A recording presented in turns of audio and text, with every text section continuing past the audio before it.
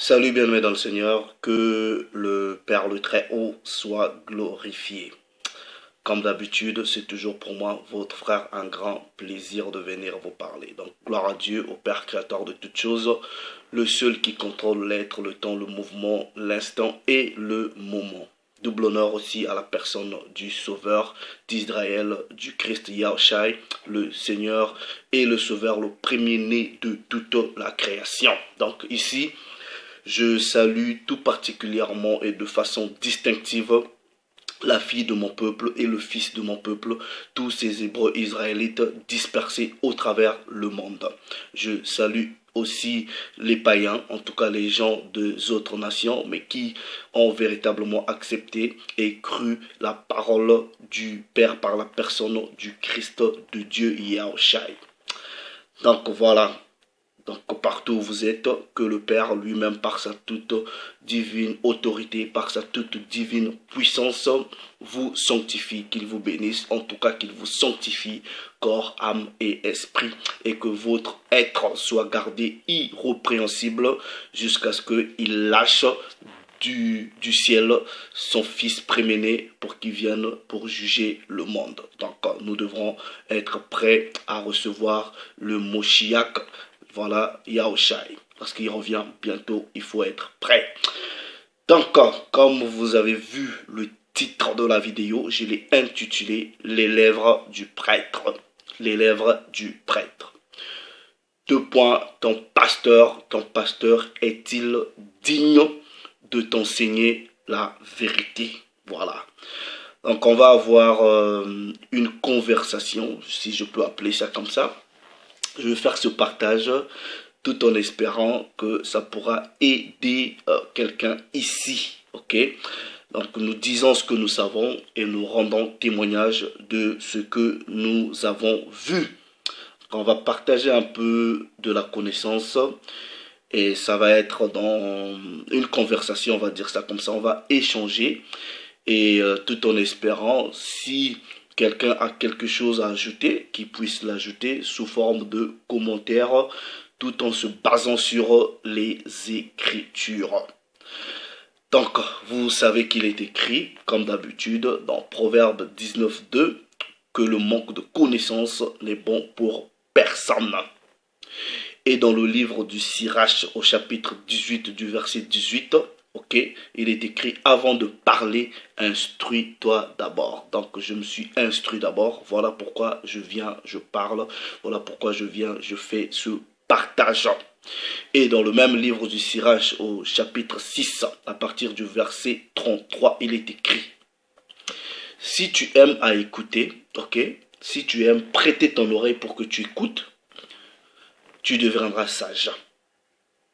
Ok. Quelqu'un est-il sage? Attache-toi à lui. Écoute avec beaucoup de courage, beaucoup de volonté, beaucoup d'amour. Ok? Tout discours sur Dieu. Donc ça, c'est un discours sur Dieu. Écoute-le avec amour. Que les maximes, vous voyez, les maximes de Dieu sont ici. Que les maximes de Dieu ne s'éloignent pas de toi. Donc, on va parler des lèvres du prêtre. En anglais, on dit the priest lips. J'aime ça, le priest lips.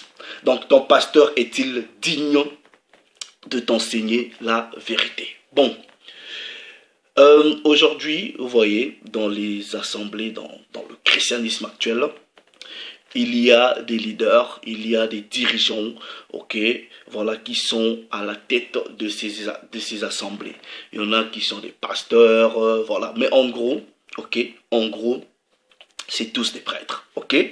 Donc, on va aller dans Malachie, ok, Malachie chapitre 2, ok, Malachie chapitre 2, excusez-moi, du verset 7. Bon, je commence d'abord avec la version anglaise de la Bible King James, ok, parce que j'aime cette version. Donc, si tu parles anglais, va dans Malachi, donc le livre de Malachie chapitre 7, ok. Là-bas, il est écrit For the priest lips. Oh, quand je lis ce verset-là, j'aime ça. The priest lips, c'est-à-dire les lèvres du prêtre. Should, on dit should, ok. keep knowledge. Keep knowledge. Knowledge, c'est la connaissance, ok?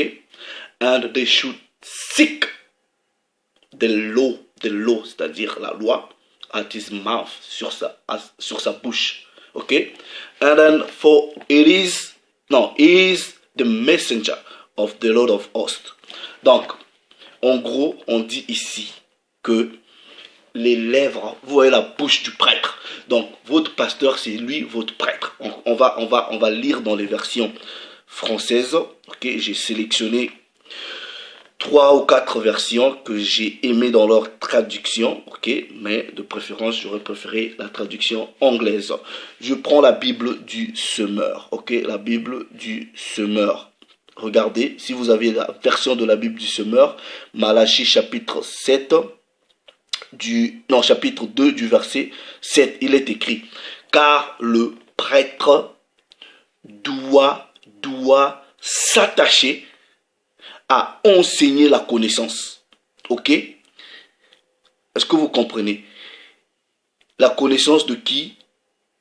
De Dieu. C'est vers lui, c'est vers le prêtre, ok, qu'on vient pour recevoir l'enseignement. Il est le messager du Seigneur des armées célestes. Je prends, ça c'est la traduction du semeur, je prends la Bible de Jérusalem, il est écrit, car c'est aux lèvres du prêtre de garder le savoir. Et c'est de sa bouche qu'on recherche l'enseignement. Il est le messager, ok, de Yahvé Sabaoth. Je prends la version de la Bible Samuel Caïn, ok, Samuel Caïn, il est écrit, car les lèvres du Cohen, donc prêtre aussi, doivent garder la science et l'on recherchera de sa bouche la droiture, car il est l'envoyé de Yahava Tsebaoth. Ok? Je prends la dernière version, traduction de la Bible Zadok Khan, traduction du rabbinat français Zadok Khan, il est écrit, car les lèvres du pontife, doivent conserver la science, ok? C'est de sa bouche qu'on réclame la doctrine, car il est un mandataire, vous comprenez les mots, de l'Éternel Sébaoth. Bon, vous voyez, je dis ce que je sais et je rends témoignage de ce que j'ai vu de mes yeux. J'y ai été, je sais ce qui se passe. On va converser. On vous dit ici que le prêtre, c'est lui qui doit, c'est-à-dire quand soi-disant un pasteur, soi-disant un homme de Dieu vient, il ouvre sa bouche. Ce qui doit sortir de sa bouche, c'est que la connaissance, c'est que de l'intelligence, c'est que du savoir. Et quand vous, par exemple, le fidèle, vous comprenez rien, c'est chez le prêtre que vous venez pour avoir de la connaissance. Mais non, vous voyez, dans le christianisme actuel, les gens prennent la dîme, par exemple. Mais non, vous voyez, ton pasteur qui prend la dîme, premièrement, est-ce qu'il est de la tribu de Lévi, biologiquement parlant? Vous voyez, la vérité biblique et historique prouve que les Noirs sont les Hébreux, sont les vrais Israélites de la Bible. Mais ce n'est pas tous les Noirs qui sont Hébreux. Ok? Mais non. Toi qui es pasteur, soi-disant congolais, soi-disant ghanéen, toi qui es pasteur, je ne sais pas, martiniquais, toi qui es... Est-ce que tu t'es déjà rassuré que avant que tu perçoives la dîme, si tu t'es autorisé de percevoir la dîme, est-ce que tu t'es déjà rassuré que biologiquement parlant, tu y es de la tribu des Lévis? Ça c'est premièrement. Parce qu'il n'y avait que des Lévis qui étaient habilités à percevoir la dîme du peuple. Ah, c'est ça. Mais non, deuxièmement, est-ce que ton pasteur dans l'église t'enseigne qu'il existe plusieurs sortes de dîmes. Ils ne t'enseignent pas. Il y en a à peu près 4 ou 5. On va dire ça comme ça. Est-ce qu'on vous enseigne les 4 sortes de dîmes? Donc, ça veut dire, si vous voulez payer la dîme, il faut payer les dîmes de... voilà, comment est-ce que c'est établi là-bas? Ils ne vous disent pas. Ton pasteur va vous voyez les gens qui perçoivent la dîme, ils vont dire, oui, ramenez dans la maison du trésor.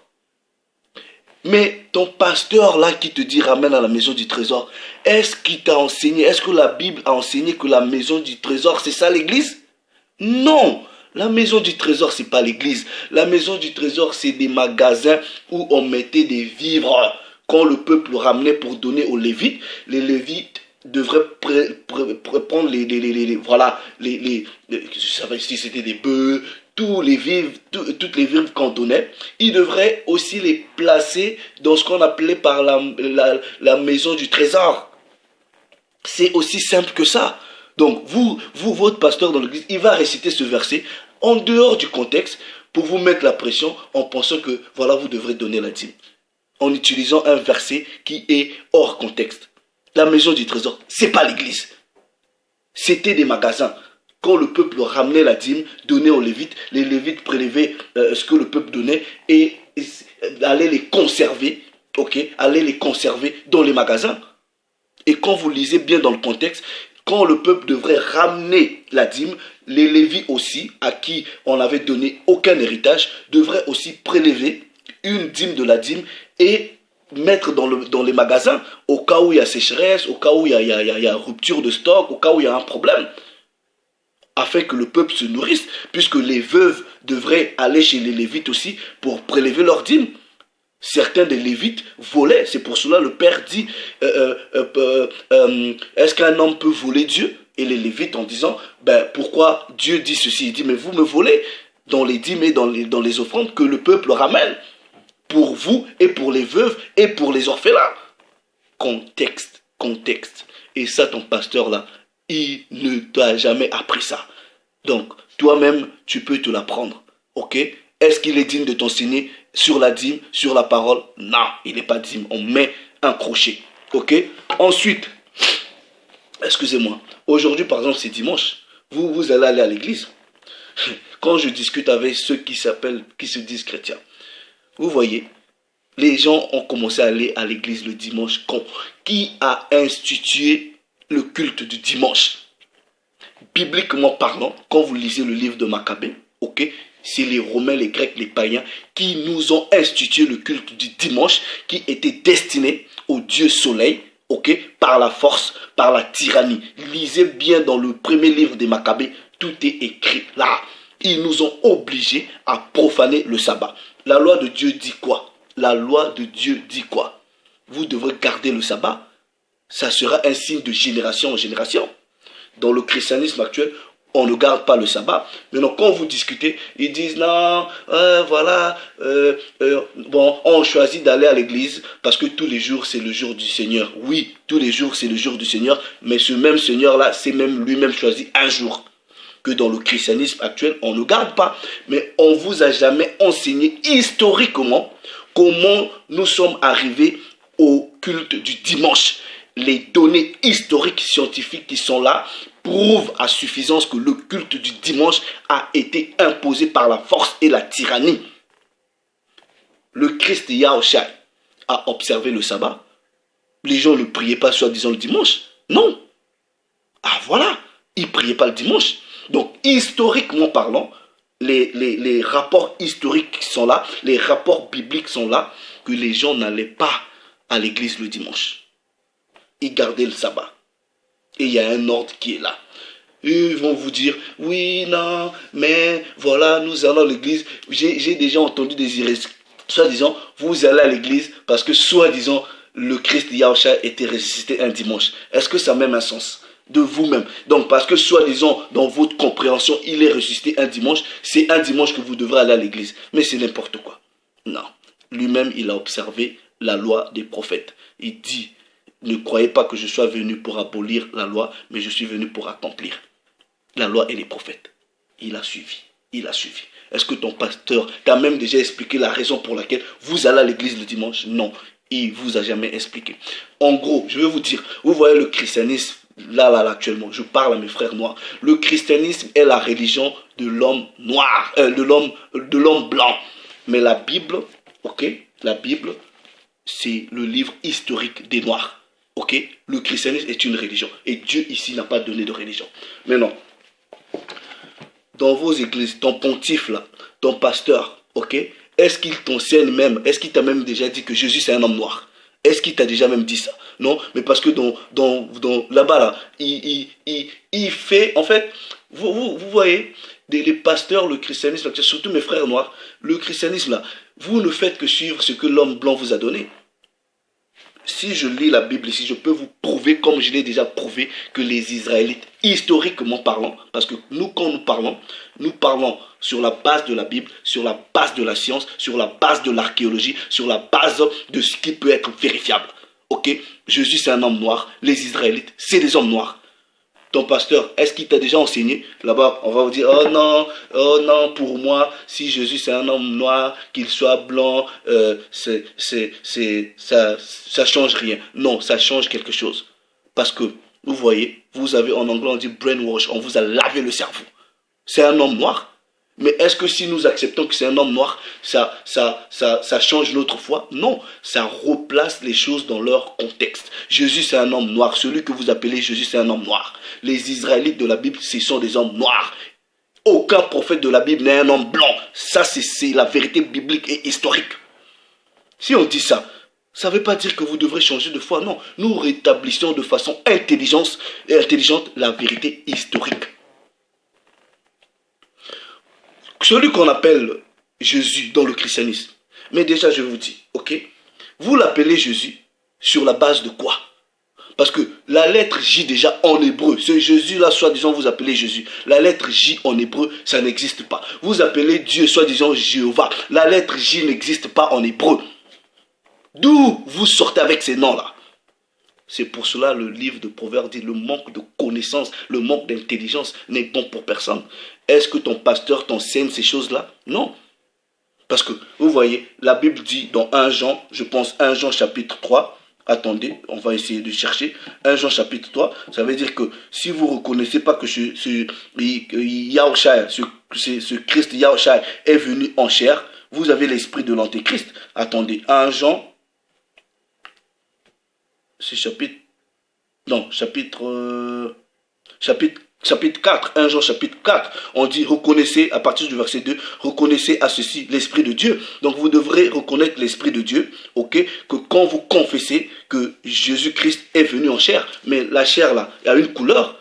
Donc on vous dit, si vous ne reconnaissez pas qu'il est venu en chair, vous avez l'esprit de l'antéchrist. Donc quand vous dites que non, qu'il soit noir, qu'il soit blanc, ça ne change rien. Non, ça veut dire que quand vous refutez cette vérité biblique et historique, vous avez l'esprit de l'antéchrist. Est-ce que ton pasteur t'enseigne que Jésus-Christ est venu en chair? Mais s'il est venu en chair, mais la chair a une couleur, ils vont prendre ils vont fuir en disant oh non, ça sert à rien. Le plus important c'est le message. Vous êtes des idiots, vous êtes cons, voilà, il n'y a rien dans vos têtes, vous n'avez pas de cervelle, vous ne pouvez pas réfléchir. Ce sont des vérités bibliquement historiques. Est-ce que ton pasteur t'enseigne ça? Non. Ils vous enseignent rien. Est-ce que dans leur bouche, ils ont de la connaissance? Ils n'ont pas ça. Ils ne sont pas dignes de vous enseigner la parole du Père. Ils ne sont pas dignes. Ils ne sont pas dignes de vous enseigner la parole. Ils vous disent quoi là-bas? Ils vous apprennent quoi, historiquement parlant? Toi qui es congolais, ivoirien, je sais pas, zimbabwéen, je sais pas, cherchez-moi zimbabwéen dans la Bible ici. Cherchez-moi zimbabwéen dans la Bible. Ouvrez toute la Bible. Cherchez-moi zimbabwéen. Cherchez-moi congolais. Est-ce que ton pasteur t'a déjà appris, t'a déjà enseigné quelles étaient tes origines et quelle nationalité tu pouvais porter dans la Bible? Est-ce qu'il t'a déjà enseigné ça? Est-ce que ton pasteur dans ton église t'a déjà enseigné quelle est ta nationalité selon la vérité biblique? Ils ne vont jamais enseigner ça. Jamais. Jamais. Ils enseignent sur la base de ce que l'homme blanc leur a créé et leur a donné. Et c'est tout. C'est tout pour vous contrôler et égarer. Vous voyez, moi, là, moi, votre frère, je vous dis, un homme blanc ne peut pas m'enseigner cette vérité biblique. Parce que c'est le livre de mes grands-parents. Les prophètes sont noirs. Ok. Donc, je ne vois pas, je ne peux pas me permettre de donner l'autorité à un païen de m'enseigner la parole de mes grands-parents. Non. Je suis désolé. Non, jamais. Spirituellement, non, non, non, non, non. Je préfère aller chez mon frère noir. C'est pas du racisme. Ok. C'est pas du racisme. Je ne vois pas un homme blanc avoir l'autorité spirituelle de m'enseigner la parole. Ah non, c'est impossible. C'est qu'un homme noir qui peut m'enseigner la parole. Parce que c'est notre livre, c'est notre histoire. Est-ce que ton pasteur t'apprend l'histoire? Tout ce que je vous dis là, je peux le prouver bibliquement et académiquement et scientifiquement. Vous voyez? Vos gens-là, ils ne sont même pas académiquement instruits. Ils n'ont même pas l'Esprit Saint. Ils ne sont pas initiés par la parole du Père. Ils rentrent dans ce mouvement-là, soi-disant, ils deviennent des prédicateurs. Vous voyez, moi, c'est devenu une comédie de discuter avec ceux qui se disent chrétiens. J'ai des amis qui se disent pasteurs. Je rigole parce qu'ils ne sont pas enseignés, ils ne sont pas instruits. Vérité historique, vérité biblique. Est-ce que c'est ce qu'on vous enseigne dans l'église? Non, mais là-bas c'est quoi? C'est les agitations, on vous agite, on vous excite. Est-ce que ton pasteur dans l'église peut te décortiquer dans le contexte les versets? Ils vont prendre un verset, voilà, ils commencent à agiter les gens, voilà, tu seras la tête et non la queue. Tu seras la tête et non la queue. Est-ce que dans le contexte, tu comprends pourquoi on dit tu seras la tête et non la queue? Qui sera la tête? Tu sais ça? Et oh, Dieu dit, tu seras la tête, ma soeur. Je vois. Tu vois quoi? Contexte. Explique la parole dans le contexte. Tu seras la tête et non la queue. Tu sais à qui cette parole s'adressait? Vous voyez, quand j'entends des hérésies comme ça, ça me chauffe la tête. Vous voyez, à une chaîne de télé, j'habite en Angleterre, ils décrochent même plus mes appels. Quand j'appelle leur pasteur là qui raconte des hérésies à la télé, on corrige avec la parole de Dieu. On corrige avec la parole de Dieu. C'est pour cela là, Paul va dire à Timothée, je pense dans 2 Timothée 2, 16, 15, mais j'aime bien les versions en anglais, qui dit study to show thyself approved, c'est-à-dire étudie pour que tu te présentes éprouvé, afin que quand tu vas parler des histoires de Dieu, que tu parles de Dieu de façon juste, avec beaucoup de connaissances. Je suis désolé. Je discute avec des gens qui se disent chrétiens, soi-disant. Ils sont dans les histoires d'église depuis 15 ans, 20 ans, 40 ans, mais aucune connaissance de ça là. Aucune connaissance. Ils ne comprennent pas. Ils ne comprennent pas. Vous voyez des femmes qui viennent prêcher, voilà, même des sœurs, on se connaît.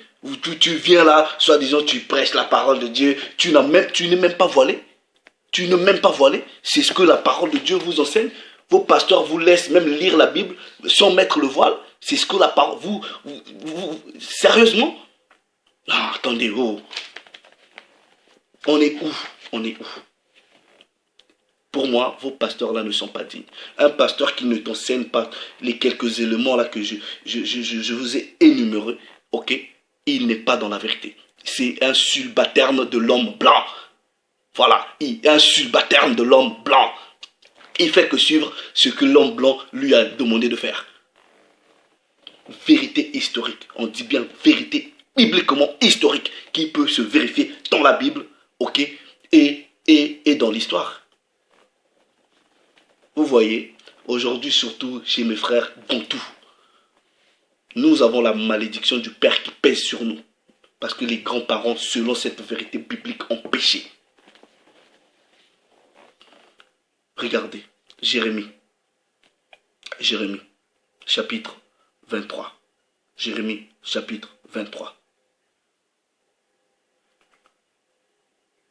Et quand tu parles avec eux, ils disent oui, bon, non, il n'y a plus de sacrificateurs. Mais sérieusement, oh non, tous nous sommes sacrificateurs. Oui, bon, mais non, si tous nous sommes sacrificateurs, pourquoi vous demandez encore des dîmes aux gens? Puisque tous nous sommes sacrificateurs. Pourquoi vous? Si je suis un sacrificateur, qui va me donner la dîme? N'importe quoi. N'importe quoi. Vous allez dans vos églises. Oui, vous êtes venus ici. Ici, c'est la maison de Dieu. Dieu habite dans les maisons. Dieu habite dans les maisons. Donc, vous prenez Dieu, vous le mettez dans une maison. Et je vous dis, et je pèse les mots. Vous voyez quelqu'un qui est spirituellement enseigné par le Dieu véritable. Vous pensez que Dieu peut rentrer dans sa propre création? Un créateur qui vient, qui habite dans une maison, sérieusement, Dieu peut rentrer. Mais si Dieu rentre dans sa propre création, ça veut dire que sa propre création va l'engloutir. N'importe quoi. Celui qui crée doit rester en dehors de sa création. Vos églises là, vous êtes venus dans la maison de Dieu. Quelle maison de Dieu? Dans le livre des Actes des Apôtres, chapitre 17, on vous dit quoi? Qu'il n'habite pas dans les maisons faites de mains des hommes.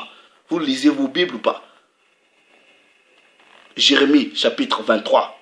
Jérémie chapitre 23. Malheur aux pasteurs qui détruisent et dispersent le troupeau de mon pâturage, dit l'Éternel. Version de la Bible, second 19, 10.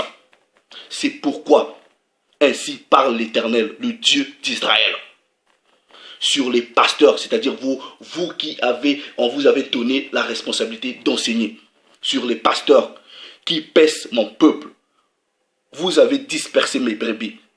Vous les avez chassés par la fausse doctrine, par le manque de connaissances, le manque du véritable enseignement, le manque de savoir, le manque de science. Vous dispersez les gens. Vous leur donnez quoi comme nourriture? Vous n'en avez pas pris soin. Vous voyez, aujourd'hui vous avez des pasteurs soi-disant millionnaires.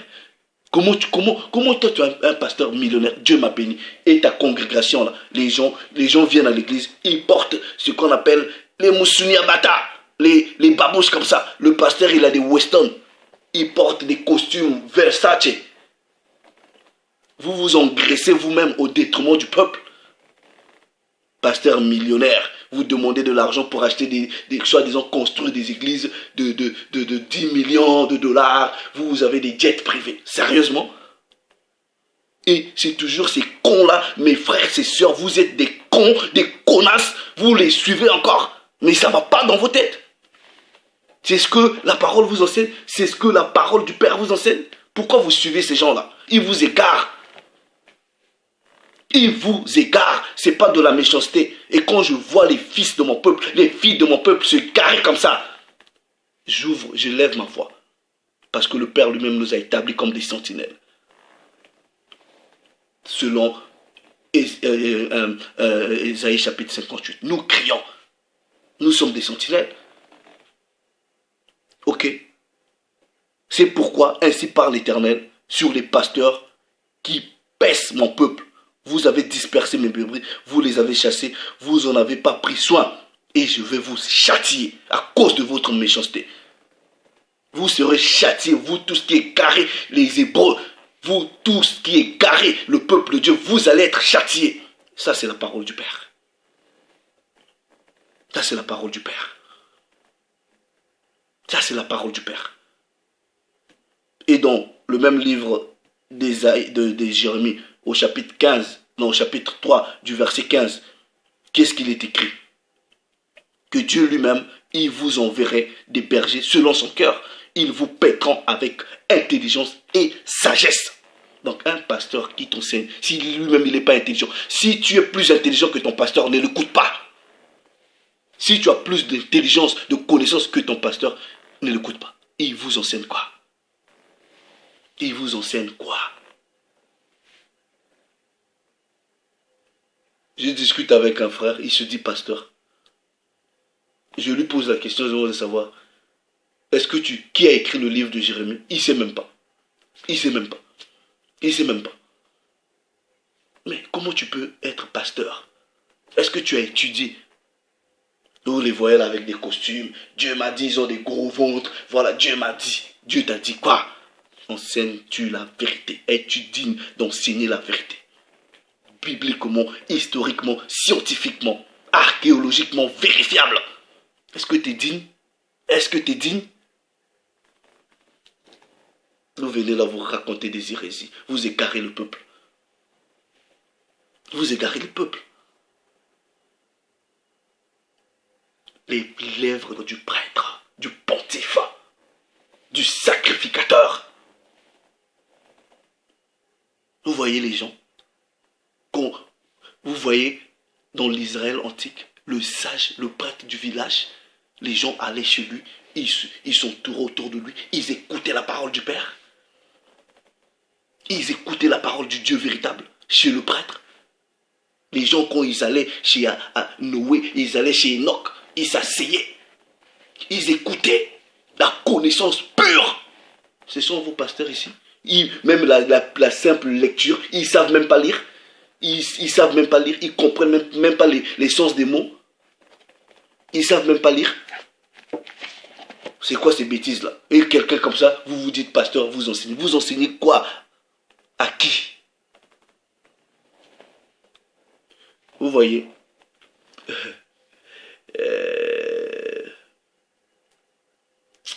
c'est triste. C'est pour cela que je dis, toi qui m'écoutes. Ouais, j'ai discuté, les gens me connaissent.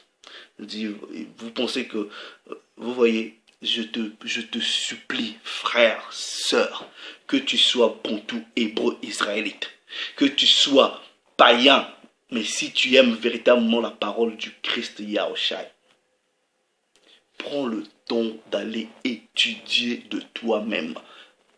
Prends le temps d'aller étudier. Je dis sérieusement étudier. Pas lire. Va apprendre. Instruis-toi. Vous allez comprendre que tous ces soi-disant pasteurs-là, c'est que des rigolos. Je répète bien, c'est que des rigolos. Vous voyez chez nous au Congo, on dit c'est des tintins. Voilà, c'est que de la comédie.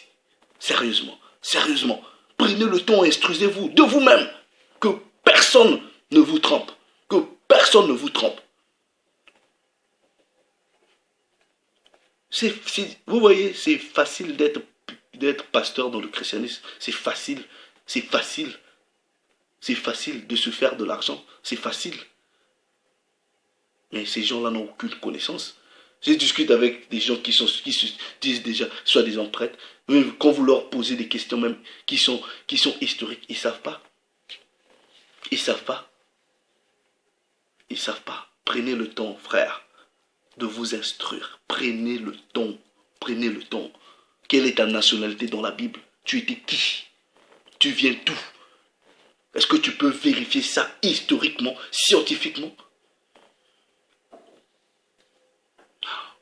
Mais le Père lui-même, il va vous donner des vrais bergers. C'est pour cela, vous voyez, quand il y a un courant spirituel qui se passe, ok, des vrais pasteurs, selon la vérité de Dieu, arrivent. Et eux, ils enseignent que la loi, que la vérité, qui est vérifiablement historique, ok, et biblique, et scientifique. Ce n'est pas les agitations. Dieu va faire, Dieu t'aime, Dieu t'aime, Dieu t'aime, Dieu aime tout le monde, mais la Bible ne le dit pas. La Bible ne le dit pas comme ça. Ils ne comprennent pas les mots. Ils ne peuvent pas aller à l'origine des mots, faire des études, des recherches pour comprendre. C'est comme j'ai toujours dit aux frères. Vous voyez, aujourd'hui on utilise des Bibles, soi-disant en anglais, en français. Mais on est limité parce que c'est pas des langues originales avec lesquelles ces Bibles ont été écrites. C'est pour cela que nous devons faire encore plus d'efforts dans la recherche. Dans la recherche. Le Père s'est encore glorifié. Essayez un peu de réfléchir. Essayez un peu de penser à ce que je vous partage. Essayez. Essayez. Je vois plusieurs femmes, plusieurs frères qui viennent, qui mettent des versets sur Internet, comme ça. Ils ne comprennent même pas les versets dans le contexte. Ils ne comprennent pas les versets dans le contexte. Vous voyez, la Bible, comme il est écrit dans Ésaïe chapitre 29 à partir du verset 11, c'est un livre qui est scellé, mystérieux et mystique, à qui on donne à deux différentes personnes. Il y a une qui sait lire, il y a l'autre qui ne sait pas lire. Que celui qui a l'intelligence et l'esprit du Père, il va comprendre ce que Ésaïe dit dans Ésaïe chapitre 29 à partir du verset 11. Frère, sœur, je te supplie, pour l'amour du Créateur, je te supplie, prends le temps de t'instruire, prends le temps d'étudier, de toi-même je dis, de toi-même, ne suis pas ces gens-là, soi-disant, dans le christianisme. Ne les suis pas, je vous dis. Parce que eux, ce qu'ils font là-bas, ils perpétuent ce que l'homme blanc leur a enseigné. Voilà. Ils ne vont jamais vous dire qui vous êtes. Ils ne vont jamais vous dire d'où vous venez. Ils ne vont jamais vous enseigner la vérité historique. Jamais. Mais le Père s'est encore glorifié.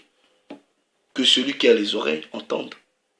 Maintenant, ce que je vous ai partagé là, allez vérifier dans la Bible, allez vérifier dans l'histoire. Maintenant, si je vous ai menti, ou si je me suis trompé, venez avec la Bible, avec les versets pour me corriger. Et ensuite, vous allez me gagner. Parce que le livre des Proverbes dit, celui qui refute la correction, il méprise son âme. Je n'ai pas envie de mépriser mon âme. J'ai pas envie de mépriser mon âme. Donc si je me suis trompé, que quelqu'un vienne me corriger. Que quelqu'un vienne me corriger. Le Père s'est encore glorifié. Les lèvres du prêtre, les lèvres des priest lips. Des priest lips. Est-ce que tu peux aujourd'hui là quitter chez toi en disant je vais aller apprendre la connaissance? Vous voyez, partez, j'habite en Angleterre, à Londres. Il y a 2 fois, je suis allé dans les églises, je dis à la personne qui m'a invité, je dis, tu vois ton pasteur là, il va lire tel verset, il va dire ceci, il va dire ceci. Vous allez ailleurs, c'est pareil, ils disent tous la même chose, aucune révélation. Ils disent tous la même chose, ils ont toujours le même format de prédication, voilà. N'importe quoi, n'importe quoi. Vous trompez le peuple, vous trompez, vous êtes des agents de l'homme blanc, du méchant, vous êtes des agents de Satan, vous égarez le peuple. Vous ne leur donnez pas la bonne nourriture, la nourriture solide. Maintenant, le Père s'est encore glorifié. Mais toi aussi, toi, il est aussi de ta responsabilité. Toi, soi-disant fidèle de l'Église, va étudier toi-même, va étudier. Vous voyez, aujourd'hui, je prêche la parole. Mais moi, quand les frères me ramènent des choses que je ne connais pas, je ne prétends pas fabriquer une réponse. Je dis, frère, sœur, ça là, je ne connais pas. Je vais aller étudier. Laisse-moi d'abord étudier. Je vais revenir sur toi, chez toi, on va en discuter. Ils se sont mis comme ça, comme s'ils connaissent tout. Vous connaissez tout. Paul, il dit quoi? Nous connaissons en partie et nous prophétisons en partie. Mais vous-même, là, la partie là, vous n'avez pas. N'importe quoi. Bon, le Père s'est encore glorifié. Salut les amis. Un bon dimanche.